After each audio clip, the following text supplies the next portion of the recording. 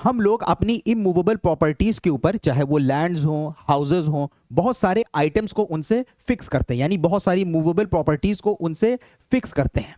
जैसे for example अगर हम लोग घर का एक एग्जांपल लें तो जैसे wiring, lights, doors, fans, AC, ठीक है, वार्डरोब बनवाना, किचन के इक्विपमेंट्स, मॉड्यूलर किचन बनवाना, ये सारे आइटम्स को अगर आप देखें तो हम लोग अपने घर के अंदर दीवारों से या जमीन से फिक्स करते हैं। उसी के साथ साथ अपने लैंड्स के ऊपर हम लोग, जैसे हमारी कोई जमीन है, जमीन पे हम लोग कोई शेड लगवाते हैं, कोई स्ट्रक्चर खड़ा करते हैं, उसके साथ साथ कोई बोरिंग के लिए कोई हम मशीन लगाते हैं, पंप लगाते हैं। अब सवाल ये उठता है कि अगर हम ये मकान और जमीन आपको बेचते हैं तो क्या ये आइटम्स आपको ट्रांसफर होंगे या नहीं होंगे? देखिए, जब भी कोई मूवेबल प्रॉपर्टी को इमूवेबल प्रॉपर्टी से अटैच किया जाता है और वो इमूवेबल प्रॉपर्टी का पार्ट बन जाती है तो उसको हम लोग क्या कहते हैं? फिक्सचर्स। ये किसी मूवेबल प्रॉपर्टी को इमूवेबल प्रॉपर्टी से जब फिक्स कर दिया जाता है और वो इमूवेबल प्रॉपर्टी का पार्ट बन जाती है तो उसको हम लोग कहते हैं फिक्सचर्स। अब आप ये सोच रहे होंगे कि जितने आइटम की अभी हमने लिस्ट मेंशन करी है, क्या ये फिक्सचर हैं? क्या ये इमूवेबल प्रॉपर्टी का पार्ट बन जाएंगे? देखिए, ये डिपेंड करता है कई फैक्टर्स के ऊपर। ये बन भी सकते हैं, नहीं भी बन सकते हैं। इसके लिए हम लोग क्या करते हैं? इसके लिए हम लोग डबल टेस्ट अप्लाई करते हैं, ये पता करने के लिए कि क्या वो आइटम्स, क्या वो मूवेबल प्रॉपर्टी इमूवेबल प्रॉपर्टी का पार्ट बन गई है या नहीं बन गई है। क्योंकि अगर वो मूवेबल प्रॉपर्टी आइटम जो है इमूवेबल प्रॉपर्टी का पार्ट बन गई तो अगर हमने आपको वो इमूवेबल प्रॉपर्टी बेची या ट्रांसफर करी आपको तो वो सारी की सारी चीजें आपके पास चली जाएंगी। ठीक है, अब हम कैसे इसको पता करते हैं? इसके डबल टेस्ट हैं। पहला टेस्ट है मोड या डिग्री ऑफ एनेक्सेशन, मतलब कि कोई मूवेबल प्रॉपर्टी को किस तरीके से इमूवेबल प्रॉपर्टी से एनेक्स किया गया है, अटैच किया गया है।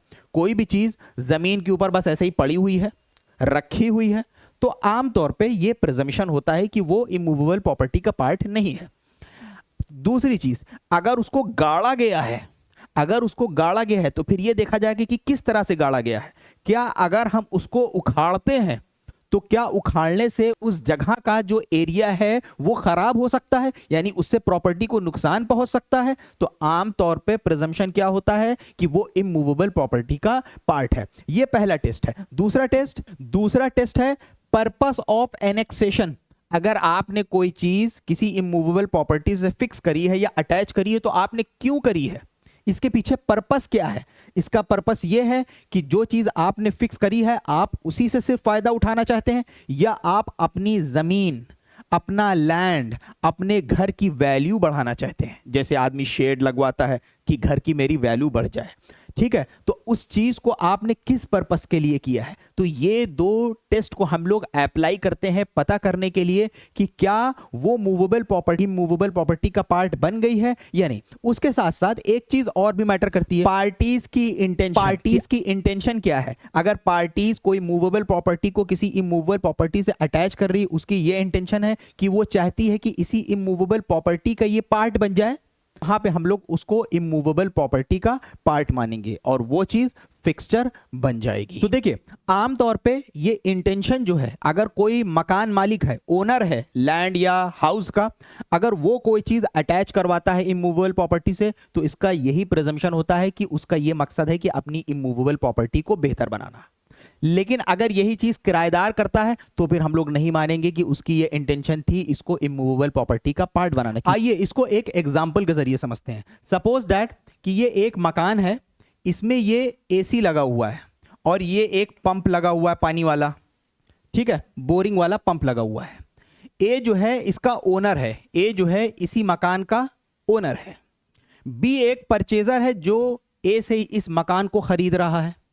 बी जो है इस मकान को चेक करने जाता है खरीदने से पहले, तो देखता है कि इसमें एक एसी लगी हुई है और एक बोरिंग वाला पंप लगा हुआ है, ठीक है। अब ये बी ने चेक किया तो मकान में ये सारी चीजें लगी हुई थी। अब जब ए ने बी को ये मकान बेच दिया, मान लीजिए for example registered sale deed के द्वारा बेच दिया बी को उसने ये मकान, उसके बाद जब बी ने जाके इसका लॉक खोला और अंदर एंटर किया तो उसने देखा कि एसी गायब है, ये वाला पंप गायब है। तो अब आप लोग बताइए, बी जो है ए से इन सामान को रिकवर करने के लिए कोर्ट जाता है, तो बताइए क्या बी जो है ए से इन सामान को यानी एसी को और पंप को ए से रिकवर कर सकता है? वीडियो को यहां पे रोकिए और कमेंट करके इसका जवाब दीजिए। अब अगर आपने कमेंट करके जवाब दे दिया होगा तो अब हम आपको इसका आंसर बताते हैं। देखिए, जब ए ने इस मकान को बी को दिखाया तो उसमें एसी भी लगी हुई थी, पंप भी लगा हुआ था। ए कौन है? ए इस मकान का ओनर है। तो हम लोगों ने याद करिए क्या पढ़ा था, डॉक्ट्रिन ऑफ फिक्सचर के लिए जो टेस्ट पढ़े थे उसमें इंटेंशन बहुत मैटर करती है। कि इंटेंशन क्या है, कि जो चीज उस इमूवेबल प्रॉपर्टी से लगाई जा रही है क्या उसको उस इमूवेबल प्रॉपर्टी का पार्ट बनाया जा रहा है, इसलिए से लगाया जा रहा है कि हमारी इमूवेबल प्रॉपर्टी और बेहतर हो जाए, उसके इंप्रूवमेंट के लिए, उसकी क्वालिटी बढ़ाने के लिए।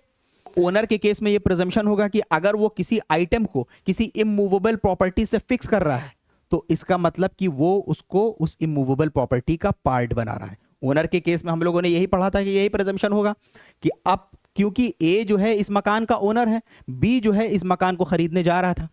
अब जब बी को उसने दिखाया तो ये सारी चीजें इस मकान में लगी थी। जब लेकिन उसने बी को ये मकान ट्रांसफर किया तो ये चीजें गायब थी। तो यहां पे बी जो है ए से इन दोनों सामान को रिकवर कर सकता है। अब मान लीजिए कि ए जो है बी को ये सामान नहीं देना चाहता था, सिर्फ मकान देना चाहता था, तो सेक्शन 8 पिक्चर में आ जाएगा। टीपीए का सेक्शन 8 ये कहता है कि इमूवेबल प्रॉपर्टीज हो गई, फॉर एग्जांपल जब हम उनको ट्रांसफर करते हैं तो उससे जुड़े हुए उनके जितने लीगल इंसिडेंट्स होते हैं वो भी ट्रांसफर हो जाते हैं। तो अगर मान लीजिए कि ओनर ने इन चीजों को अपनी इमूवेबल प्रॉपर्टी में लगाया तो क्या बन गए? फिक्सचर बन गए। तो अब अगर वो मकान ट्रांसफर करेगा बी को तो ये सारी चीजें भी ट्रांसफर हो जाएंगी, अनलेस ए ने मेंशन किया हो, जैसा सेक्शन 8 में कहा गया है कि हम आपको एसी नहीं देंगे, हम आपको पंप नहीं देंगे। समझ में आया? तरीके से हम लोग फिक्सचर्स को देखते हैं जब इमूवेबल प्रॉपर्टी को ट्रांसफर करते हैं।